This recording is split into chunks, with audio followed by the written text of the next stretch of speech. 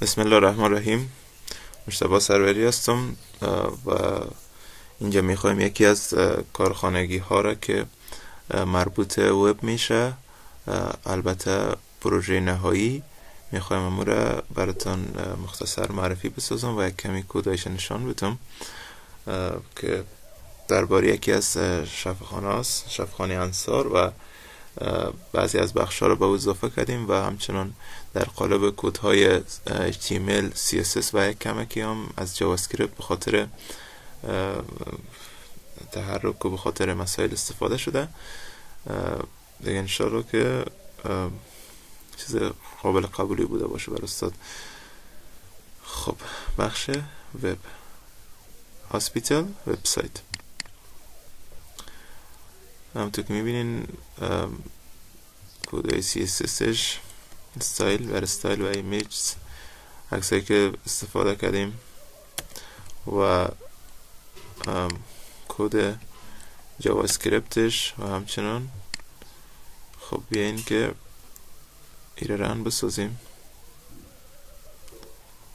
خب cancel not now.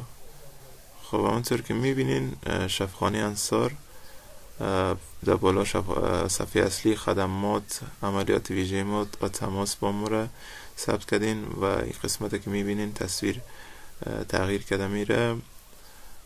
به شفاخانه انصار خوش آمدید. دارای پیشرفته‌ترین دستگاه های تشخیص و ارائه بهترین خدمات درمانی با کادر مجرب.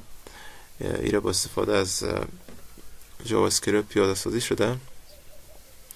خبی از صفحه اول و میریم به قسمت بعدی که خدمات تخصصی شفاخانه انصار است که در این قسمت دکترای شفاخانه انصار معرفی شدن. بخش بیماری های قلب و عروق که دکتر صاحب، بخش ارتوپدی و جراحی مفاصل دکتر محمد صادق خایق، متخصص ارتوپدی و تروماتولوژی، و دیگه دکتران که اینجا حضور دارن. بخش بیماری های چشم دکتر محمد الله محمدی و یک کمی هم معلومات درباره از این بخش ما اینجا در پایین ارائه کردیم. و همچنان بخش نسای ولادی که دو دکتر در این قسمت مصروف خدمت هستند، دکتر شگوفه سدید متخصص جراحی نسایی ولادی و التراساوند و دکتر هما رستایی متخصص جراحی نسایی ولادی و التراساوند. همونطور میبینین معلوماتم وجود داره که بالا هر کدام کلیک کنیم کمی بزرگتر میشه تصویر و که هم یکی از ویژگی های ازی است. و بخش ای بود بیشتر مثلا مسئله ازی که ما بیشتر فوکس روی بیماری ها بود تا دکتران و چند دکتر متخصصی که در شفاخانه انصار وجود داره و را معرفی کردیم و شکل خیلی کوتاه. محمد نظیر زمان متخصص جراحی عمومی، لاپاروسکوپی و یورولوژی، و اینجا معلومات دیگه هم وجود داره. و دکتر نوریه رؤوفی ابراهیم خیل متخصص جراحی نسایی ولادی و التراساوند می باشن و دکتر محمد الله محمدی متخصص امراض و جراحی چشم هستن که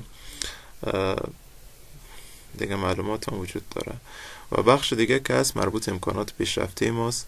در این قسمت بعضی از امکاناتی را که این شفاخانه دارا بوده را اضافه کردیم و داخل البته کمی کدایش هم باز انشالله مرور میکنیم. دواخانه مجهز 24 ساعته، لابراتوار مجهز تشخیصی و بخش اکسری دیجیتال، آمبولانس های مجهز ICU و سیستم امنیتی پیشرفته. خب این است بخش امکانات پیشرفته ما که بعضی از موارد را شامل میشه و این شفاخانه داره از این امکانات می باشه. چند تصویر از بخش عملیات ویژه اینجا ما گذاشتیم که کسی که بازدید کننده است و به این وبسایت داخل میشه میتونه ببینه که بخش عملیات ویژه این رقم کار به خیلی سختی و با پشت کار جریان داره و میتونه که خیلی مفید و مؤثر باشه. و قسمت اخیر که تماس با ما است که کسایی که میخواین مثلا با شفاخانه انصار ارتباط برقرار کنن یا سوالی دارن یا مسئله دارن، نام، ایمیل و پیامی را که میتونن ارسال بکنن و ارسال.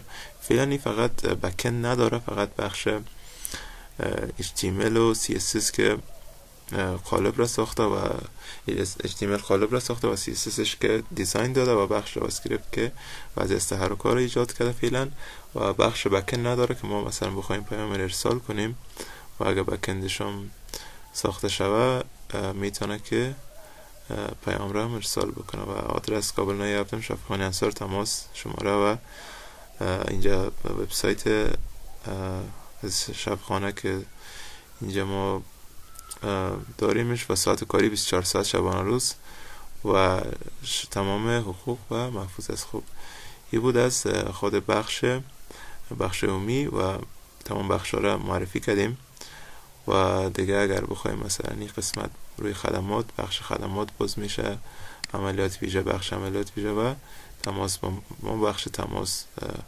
وجود داره. دیگه بود بسیار کوتاه از این بخش ها که کودش هم یک کمی مرور میکنیم. کودش این رقم است که ما اینجا کودش رو بخوایم باز کنیم. خب میریم و کودش بخش وب هاسپیتال وبسایت کودش رو بخوایم باز کنیم اوپن وید. خب البته باید از ویس کود بیایم فولدر کامل باز کنیم که دیگه قسمت ها رو بگیره برای ما. فایل بگیم که اوپن فولدر بخش همین فولدر رو باید که ما اینجا باز کنیم برش. خب این فولدر است به نام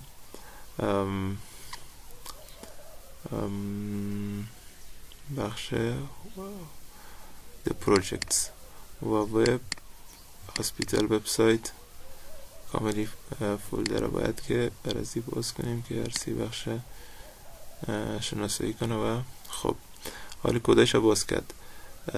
همونطور که میبینین این بخش HTMLش هست ما آمدیم و اینجا اما قالب کلی که بیشتر مربوط امو اسم ها میشه و این مسائل ما اینجا گنجانیدیم. خب این مشکل زیاد نیست. بخش انفارمیشن بخش های ابتدا که هومو سرویس و گالری بخش رو ما اضافه کردیم و سلایدر هم کدش اضافه شده و بخش سرویسز همونطور که میبینین بیماری های چشم بینایی و بخش های دیگه و ای از کود های بخش HTML که فقط هم قالبش را ساخته و این طرف ما داریم کود های جاواسکریپت را که قدر هم زیاد نیست چرا که فعلا مهارت زیادی نداریم در بخش جاواسکریپت و بخش اکسا را که استفاده کردیم و بخش CSSش که مربوط زیبایی و طراحی فرم ها و شکل ها میشه یا مزی. خب و بخش فکر کنم که خلاص شد. بخش HTML شما گفتیم CSS و جاواسکریپت. خدا کنه که اگر مشکلی بوده باشه ما را ببخشین و چیز موثری بوده باشه چیزی یاد گرفته باشین. تشکر بازم از همگی و خیر سلامت باشین. وقت خوش.